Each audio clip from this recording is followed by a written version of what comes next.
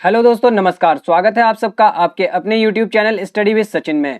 दोस्तों, आज की जो हमारी यह वीडियो है इसमें हम लोग 2 जुलाई 2021 का करंट अफेयर देखेंगे। मोस्ट इंपॉर्टेंट क्वेश्चन जो है वो 10 क्वेश्चन को यहाँ पे हम आज देखने वाले हैं।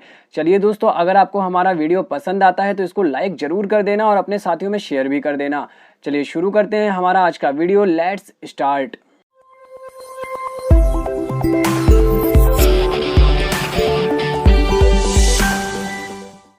दोस्तों, हमारा आज का पहला प्रश्न है, अमेरिकी राष्ट्रपति जो बाइडेन ने हाल ही में भारत में किसे अमेरिका का अंतरिम राजदूत नियुक्त किया है। दोस्तों, विकल्प हैं हमारे पास राहुल सचदेवा, अतुल कश्यप, अतुल अग्निहोत्री और राकेश कश्यप। दोस्तों, हमारा करेक्ट आंसर है यहाँ पर अतुल कश्यप। अमेरिकी राष्ट्रपति जो बाइडेन ने भारतीय अमेरिकी अतुल कश्यप को भारत में अमेरिका का अंतरिम राजदूत नियुक्त किया है। अतुल कश्यप भारत और अमेरिका के संबंधों के विशेष जानकार हैं और लंबे समय तक सरकार में भारत संबंधी मामलों में सेवा दे चुके हैं। कश्यप की नियुक्ति से महामारी के बीच भारत और अमेरिका की साझेदारी और मजबूत होगी। वे पहले भी दिल्ली स्थित अमेरिकी दूतावास में सेवाएं दे चुके हैं। चलिए दोस्तों, बढ़ते हैं नेक्स्ट क्वेश्चन की ओर। हमारा नेक्स्ट क्वेश्चन है यहाँ पर, केंद्र सरकार ने निम्न में से किस देश से बिना लाइसेंस के जून 2022 तक आलू के आयात को मंजूरी दे दी है। विकल्प है दोस्तों हमारे पास चीन, रूस, भूटान और जापान। करेक्ट आंसर दोस्तों यहाँ हमारा है भूटान। केंद्र सरकार ने भूटान से जून 2022 तक बिना लाइसेंस आलू आयात की अनुमति दी है। सरकार के इस कदम से आलू की घरेलू आपूर्ति बढ़ाने में मदद मिलेगी। पहले केवल 31 जनवरी 2021 तक बिना लाइसेंस के आयात की अनुमति थी। भारत ने वर्ष 2020-21 में 24.17 लाख रुपए के आलू का आयात किया, जबकि वर्ष 2019-20 में 10.97 लाख रुपए का आयात किया था। चलिए दोस्तों, देखते हैं हमारे आज के क्वेश्चन नंबर 3 को।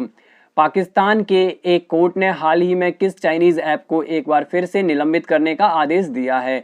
देखिए दोस्तों, विकल्प है हमारे पास टिकटॉक, शेयरिट, यूसी ब्राउजर और बेडू मैप। देखिए दोस्तों, करेक्ट आंसर है यहाँ पर टिकटॉक। पाकिस्तान के एक कोर्ट ने एक बार फिर से चीन के वीडियो शेयरिंग ऐप टिकटॉक को निलंबित करने का आदेश दिया है।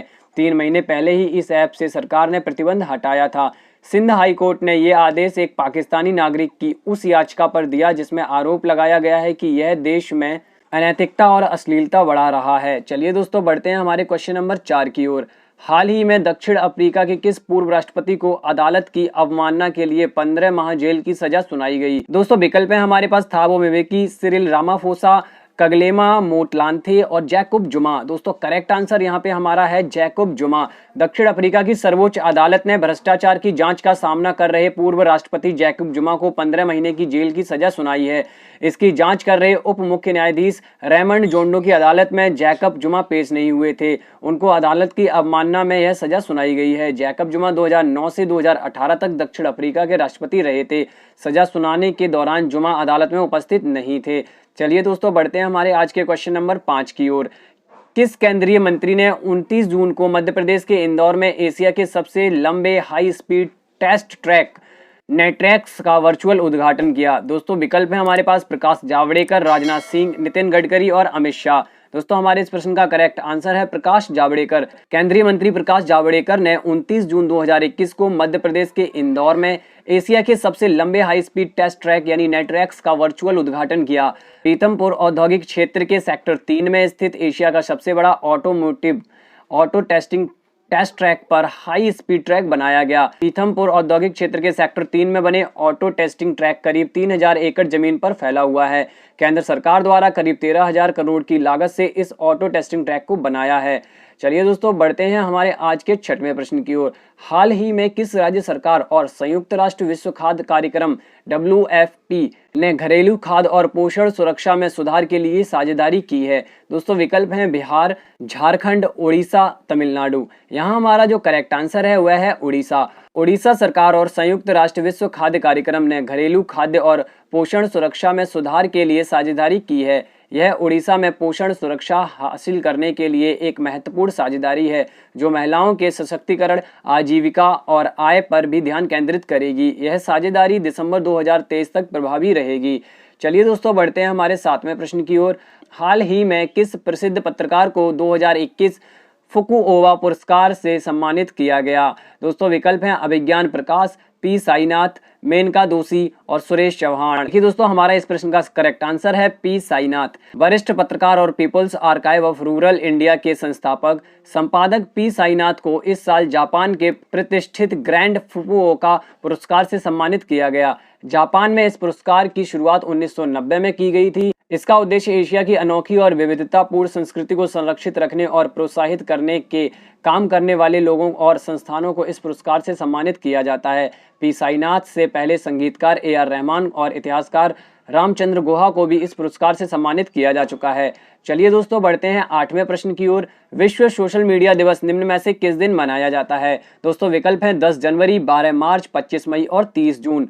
दोस्तों हमारा करेक्ट आंसर है 30 जून। प्रत्येक वर्ष 30 जून को विश्व सोशल मीडिया दिवस के रूप में मनाया जाता है। विश्व सोशल मीडिया दिवस का मुख्य उद्देश्य यह है कि विश्व में सोशल मीडिया संचार के लिए एक महत्वपूर्ण उपकरण के रूप में कैसे उभरा, इसके बारे में सभी को बताया जा सके। विश्व भर में पहली बार 30 जून 2010 को विश्व सोशल मीडिया दिवस के रूप में मनाया गया था। उस समय विश्व में सोशल मीडिया के प्रभाव और वैश्विक संचार में इसकी भूमिका पर जोर देने हेतु विश्व सोशल मीडिया दिवस को मनाया गया था। चलिए दोस्तों, बढ़ते हैं हमारे आज के 9वें प्रश्न की ओर। K417N उत्परिवर्तन यानी म्यूटेशन SARS-CoV-2 वायरस के किस वर्गीकरण से संबंधित है?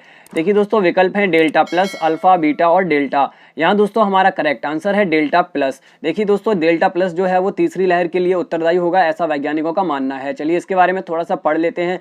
भारतीय वैज्ञानिकों ने अक्टूबर 2020 में डेल्टा वेरिएंट की पहचान की और ग्लोबल डेटाबेस को सबमिट किया। डेल्टा संस्करण जिसे SARS-CoV-2 B.1.617 के रूप में जाना जाता है में लगभग 15 से 17 उत्परिवर्तन हुए हैं। इस डेल्टा संस्करण में 3 उपप्रकार, डेल्टा संस्करण में दोस्तों 3 उपप्रकार हैं। कौन कौन से हैं देखिए हम जान लेते हैं। यहाँ पर ये इंपॉर्टेंट है क्योंकि हाल फिलहाल में रिसेंटली चल रहा है। B.1.617.1, B.1.617.2 और B.1.617.3 हैं, जिनमें से B.1.617.2 डेल्टा प्लस को, देखिए ये दोस्तों डेल्टा प्लस का है, इतना तो आप समझ गए होंगे, ठीक है। यहाँ पे मैंने इसीलिए लिख दिया था ताकि आप लोग समझ जाएं। डेल्टा प्लस का जो वैज्ञानिक नाम दिया है इन्होंने B.1.617.2 है, ठीक है, को चिंताजनक संस्करण के रूप में वर्गीकृत किया गया है। डेल्टा प्लस संस्करण में एक और अतिरिक्त उत्परिवर्तन देखा गया है दोस्तों, उसका नाम क्या है? जिसका नाम है यहाँ पर K417N उत्परिवर्तन है, ठीक है। चलिए हमारे आज के आखिरी प्रश्न को देखते हैं दोस्तों। हमारा आज का आखिरी प्रश्न है, किस संस्थान ने भारत में नॉट फॉर प्रॉफिट अस्पताल मॉडल का एक अध्ययन जारी किया? दोस्तों यहाँ पे विकल्प है नीति आयोग, संघ लोक सेवा आयोग, शिक्षा मंत्रालय और इनमें से कोई नहीं। तो हमारा यहाँ पे जो करेक्ट आंसर है वह है नीति आयोग, भारत सरकार के थिंक टैंक। यहाँ पे आपको दोस्तों याद रखना है कि भारत सरकार के थिंक टैंक के बारे में जब भी आपसे क्वेश्चन पूछा जाए तो आप याद रखेंगे नीति आयोग को भारत सरकार का थिंक टैंक कहते हैं। तो भारत सरकार के थिंक टैंक नीति आयोग ने देश में नॉट फॉर प्रॉफिट अस्पताल मॉडल का एक व्यापक अध्ययन जारी किया। यह गैर लाभकारी अस्पतालों पर शोध आधारित निष्कर्ष प्रस्तुत करता है और निजी अस्पतालों और केंद्र सरकार की स्वास्थ्य परियोजनाओं के साथ तुलना करता है। यह गैर लाभकारी अस्पतालों द्वारा लागू लागत नियंत्रण रणनीतियों पर भी चर्चा करता है।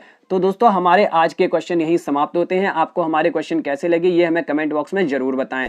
दोस्तों आप लोगों के लिए एक HW है, जैसा कि हर वीडियो में होता है। इस प्रश्न का आंसर आपको हमारे कमेंट बॉक्स में जरूर बताना है। देखना है हमें कि आप लोग कितने लोग तैयारी कर रहे हैं। चलिए दोस्तों, अगर आपको हमारे प्रश्न पसंद आते हैं तो हमारी वीडियो को लाइक करें, अपने साथियों में इसको शेयर करें, और अगर आपने हमारे चैनल को सब्सक्राइब नहीं किया है तो प्लीज चैनल को सब्सक्राइब करें। मिलेंगे अगली वीडियो के साथ, तब तक के लिए नमस्कार, बाय बाय, जय हिंद।